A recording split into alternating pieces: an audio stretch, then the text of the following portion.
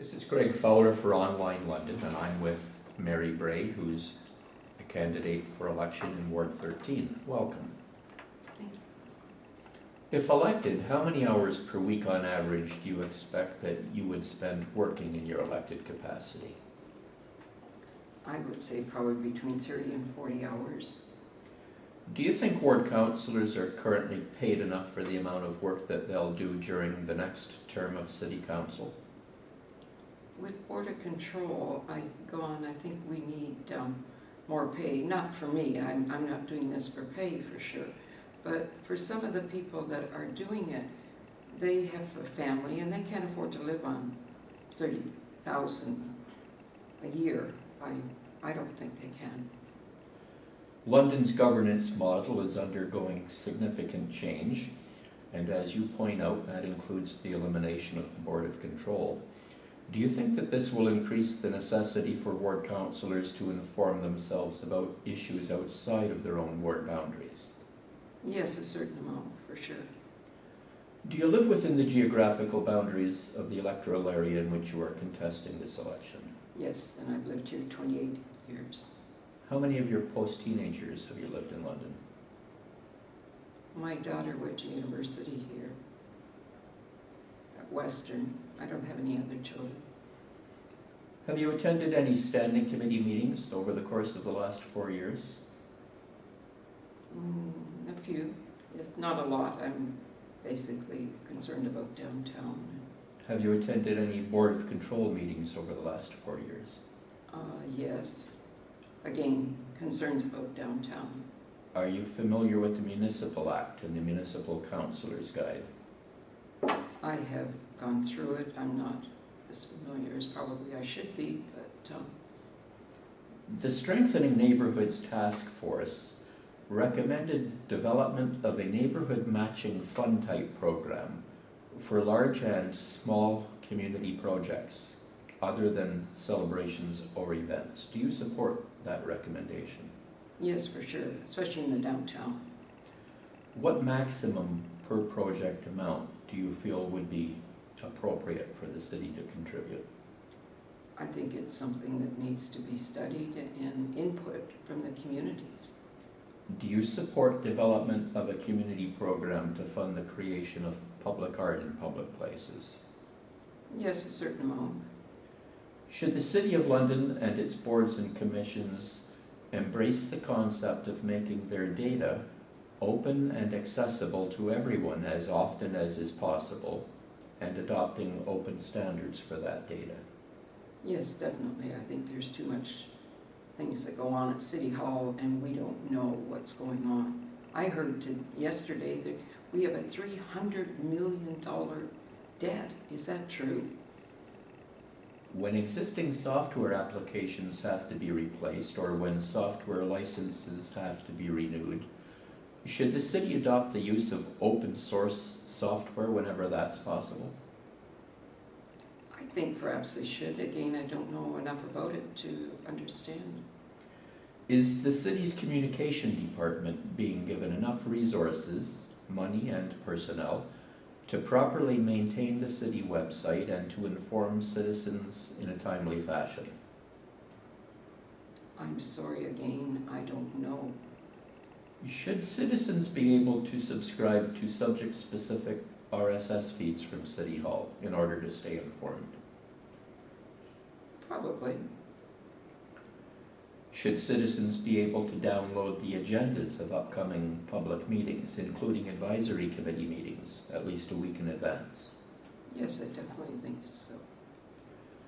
Despite the requirement of the Municipal Act that all City Hall meetings be public except for specific reasons, it's been argued that they most often are not because of the inability of the public to hear what's being said.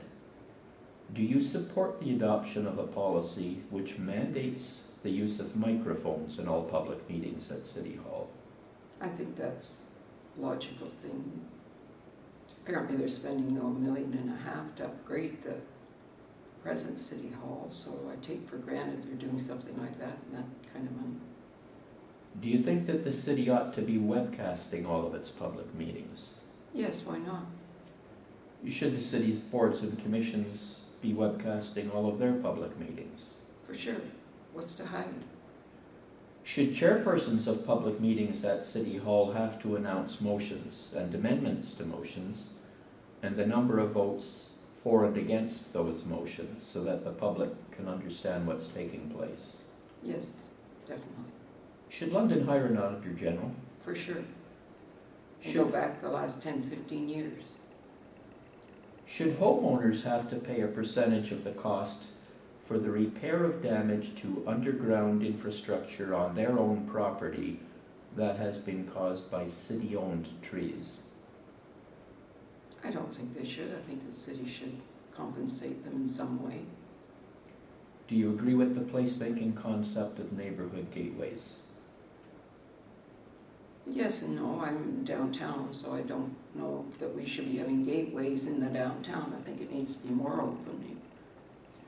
Should there be increased user representation on the London Transit Commission?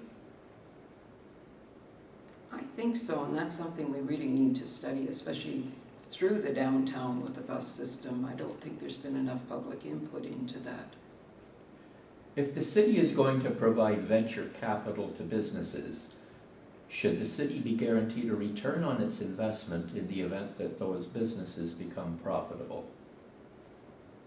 That's a very complicated question because there's different situations for different projects. I think we have to look at it one-on-one. Should people be allowed to naturalize their lawns? I don't think it's important one way or the other, but if that's, it's all right with me. Are London's pedestrians and pedestrian issues sufficiently represented at City Hall? I don't think so. The traffic and parking bylaw prohibits people from using any sidewalk for any purpose other than pedestrian traffic, except as specifically permitted.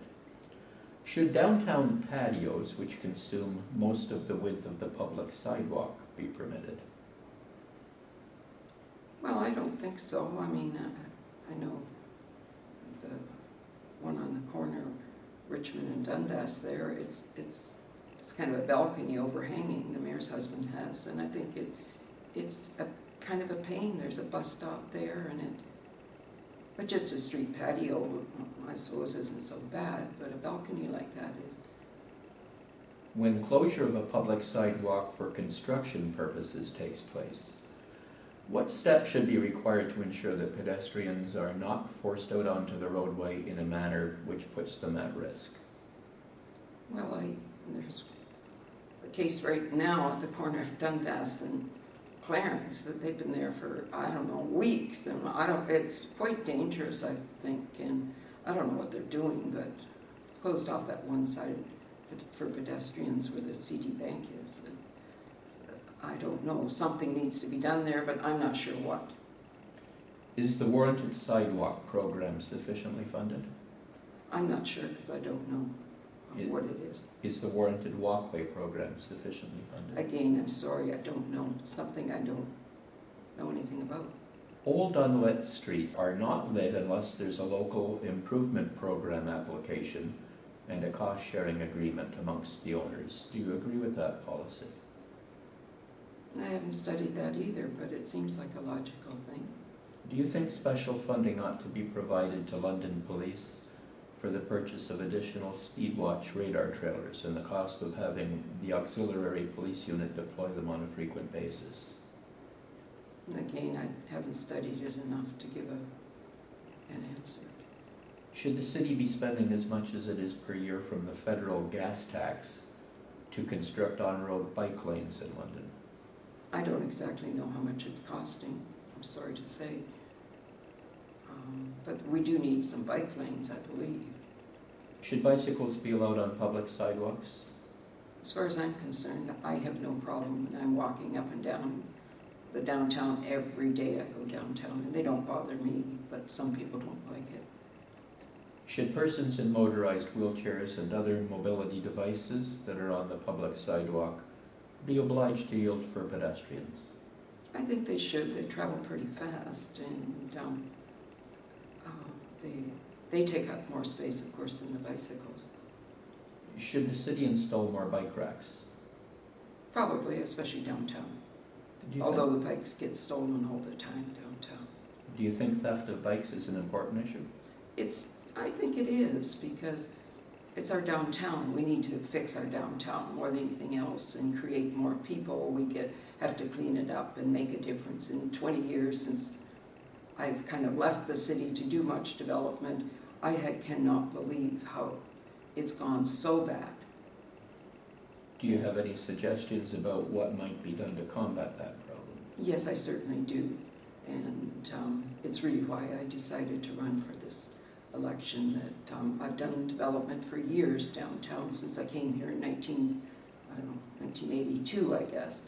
And I know more about the downtown and development than anybody else on the council. And I believe that bringing Fanshawe and Western with an arts and culture campus to the downtown, making London downtown the center of arts for southwestern Ontario, we can create a new community with lots of housing and just expanding it to seniors and condos, the baby boomers that are always asking, why don't we clean up our downtown? So we'd love to come downtown and live here and have a nice condo.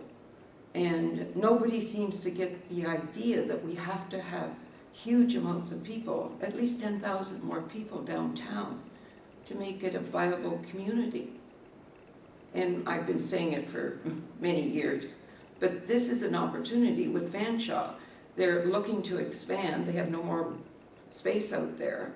And Howard Rundle, in a small article 3 years ago, said he'd like to come down and do his theater school in a performing arts downtown. And I've been harassing the man for quite a while.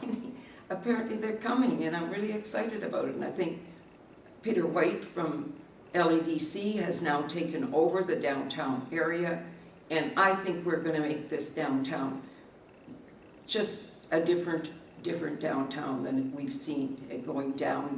The vacancies a couple of years ago on Dundas Street, I've never seen so many.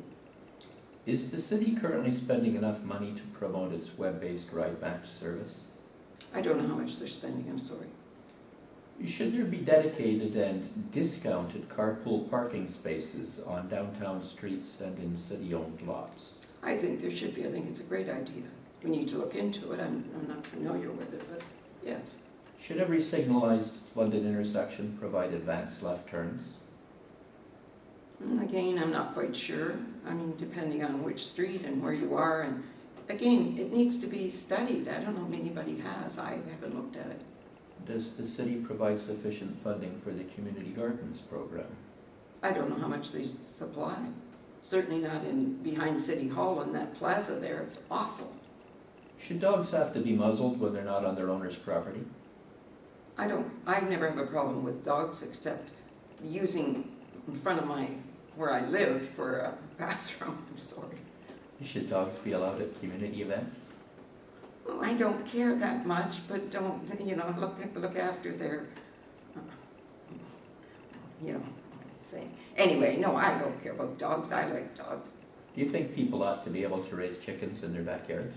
Oh, if you got 3 or 4 chickens, it doesn't matter. It doesn't matter. It's not important. You got goats and cows and pigs maybe, but yeah, chickens, I don't know. It's not important, I don't know. That concludes the question and answer interview. Thanks for your cooperation. Okay.